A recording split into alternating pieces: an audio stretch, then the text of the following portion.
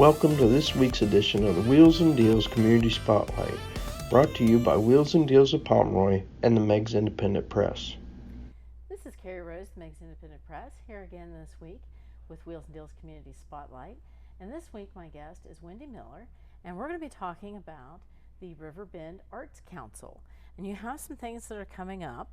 Yes. I know that you haven't been able to do a lot of things, but back at it. So tell us what you have coming up. Our next event we have will be the children's paint class, and that will be next Tuesday at 4:00 p.m. in Middleport at the Riverbend Arts Council. So that's April 20th. Yes, it is. And tell us a little bit about that, because you've been doing this for a while. How long have you been doing this? Over 2 years, I believe. Maybe three. This will be my third year. Third year. Yes. And so tell us a little bit about what happens when kids come in, and how does this work? It's very much like a classroom setting, and I keep it to a small amount of students so that I can work with them one-on-one a lot easier than in a classroom setting. But it's very similar to a classroom setting. We come in, we sit down, we do have snack, we have a break halfway through. I start the kids with a blank canvas, and I show them what we're going to be working on that day. I'll give them a little bit of a background on it. If it's a copy of a famous work of art or just a painting by a famous person, then I give them a little bit of history on that, or I talk something specific about maybe the types of colors we'll be using, or brush strokes, specific brushes, and I'll work with the kids with that, and then we'll get started with a blank canvas, and I'll set out a little palette in front of each one with some paints in it, and we'll dive right in. Okay, so and those are all 8x10s? Yes. So that's an example of one of the paintings that you guys That did. one's upside down. Yeah. There we go. And that one, I think you said you did St. Patrick's Day. This one was for our St. Patrick's Day. It's got some clovers on it. Keep it simple. Blending. I teach the kids about blending. We started with white in the middle and then just worked out purple and then into blue and then into black.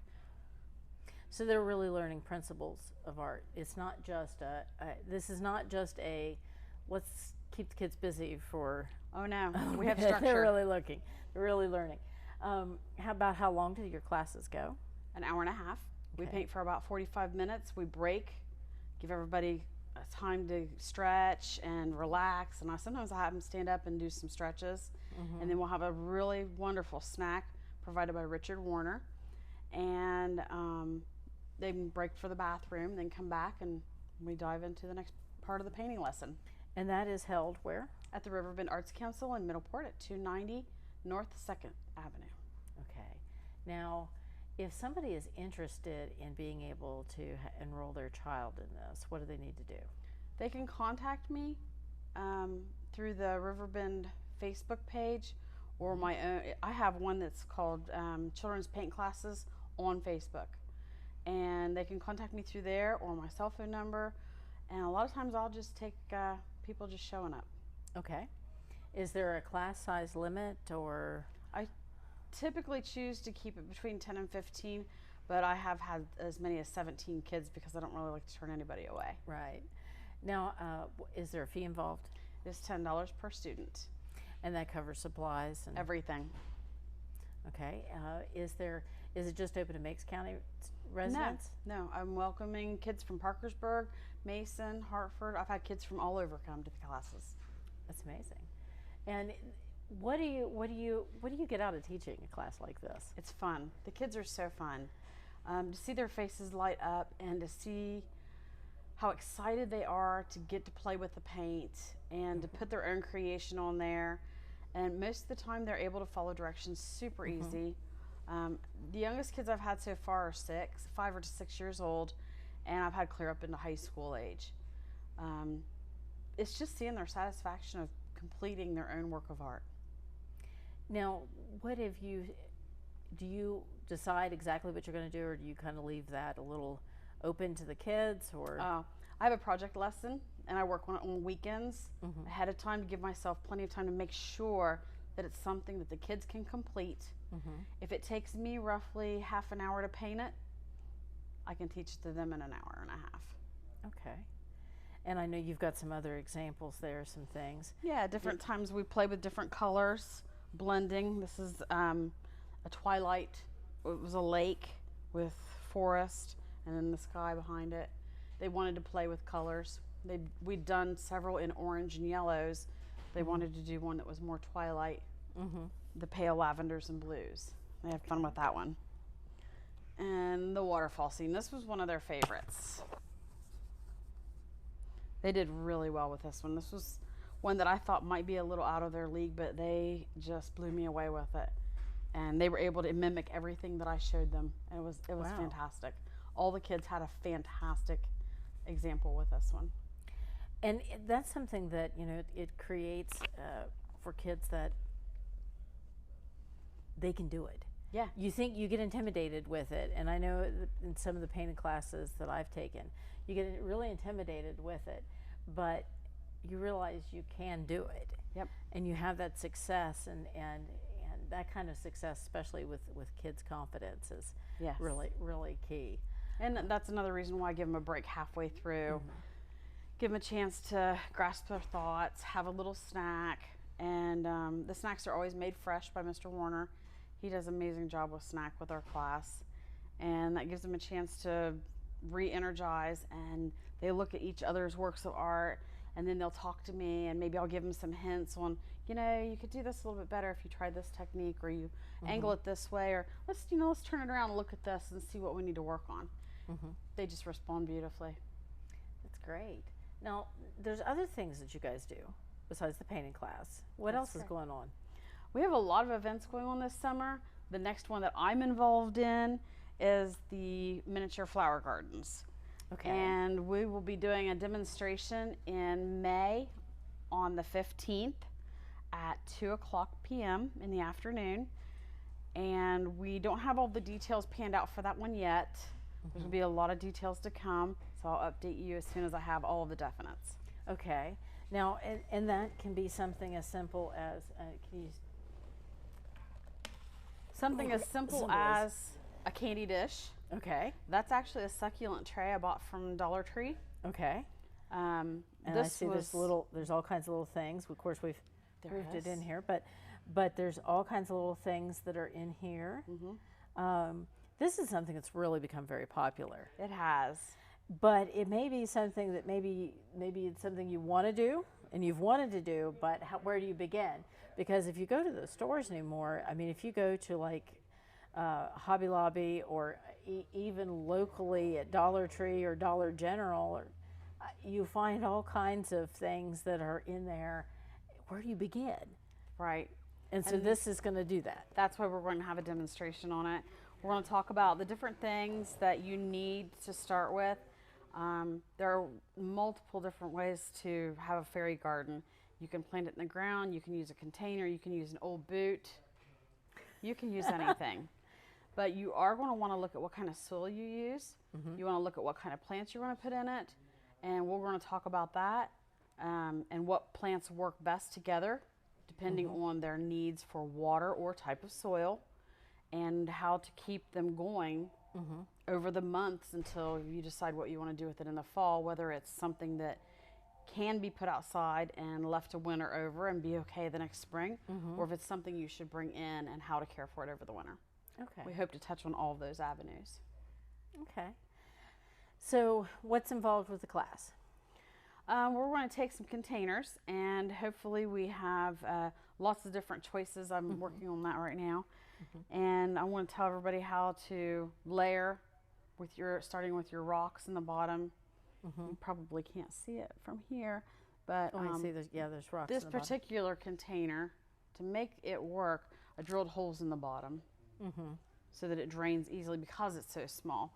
With that one, I didn't drill holes in it, and I didn't have to worry about it holding as much moisture because it's easy to see it, and I'm not worried about it drying out.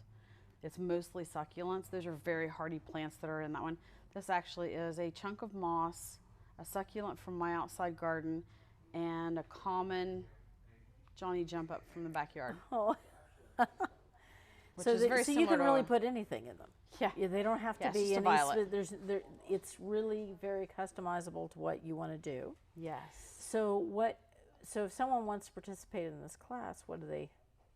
Show up need to do? on May 15th at 2. Well, I'll show up before 2 o'clock because I hope to start right at 2. Okay, and again, that's at the Riverbend Arts Council, right there in Middleport, and that's right across. Just in case you're not sure, that's right across from Mitch's. Right across You from can't Mitch's. miss it. Really big building with the columns on it, and so do they have to bring anything? Do they need No, to? I'm going to have everything there. And if there aren't plants that they are really excited about, they'll be able to just hop across the street, see what Mitch has got. They can bring their own plants in. They can bring their own container if they want. Okay. There probably will be a small fee for the class, Okay. but I'm hoping to have all the supplies right there at their fingertips so they can Okay. just pick a container. I can ask them what type of plants do you wish to use, and then we'll get the soil and I'll show them how to layer it, and then I'll have examples like this of different types of things that you can do with fairy gardens. Okay. So that's going to be covering everything. As best as I hope. Now, that's one of the things that I've noticed that's really been coming up. I've noticed that's been part of the flower show and things like at the Meigs County Fair. Been noticing more and more of that coming in. They've really gained in popularity. So if you want to be able to get in on the ground floor, being able to start that for yourself, and maybe you just don't know where to go with it, or maybe you just would like to be able to be in the class and be around some others and get some ideas and share them. Sounds like that would be a perfect opportunity. Yes. And it's been one of the things we're not used to being around people anymore. And how to, those opportunities are going to start coming back now. Yes. So there's other things that are going to be coming up. Again, just give us a quick rundown on anyone wants to find some things going on with the Arts Council. How do they find that information out? We have a Facebook page, Riverbend Arts Council, and I was trying to think of who else you can call. Usually we put events in the newspaper. Okay. I don't know. And always check out the Meigs Independent Press too. Meigs Independent Press. And we'll have more information as things come up. And I know that it's been one of those things, the calendar's been empty for so long, and now it's starting to we're picking that back up, and events and things are starting to happen and going to be picking back up. So make sure that you check out their Facebook page, check Yes. out what's going on for the latest information. And thank you so much for coming on here. Is there anything else you want to add? Thank you. The Riverbend Arts Council is also available as a rentable facility. Okay. So if you have a group that you want to go somewhere and you want it enclosed, where you have bathroom facilities and it's indoors and you're away from the weather or away from traffic, you can be inside there and you can contact the Riverbend Arts Council about that as well. So you can have a party or Yes. or other event Wedding. there. Wedding. Reception. So Business meetings. whatever you need to do, Yes. it's available. Yes. And another great asset that's in Middleport.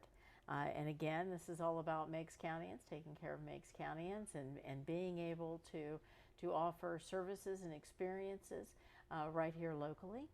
And again, thank you, Wendi, for coming. Thank you for having me. And if you want to check out the Riverbend Arts Council, make sure you look at their Facebook page. And this is Carrie Rose with Meigs Independent Press. Again, this is Community Spotlight, sponsored by Wheels and Deals. And we'll see you next week.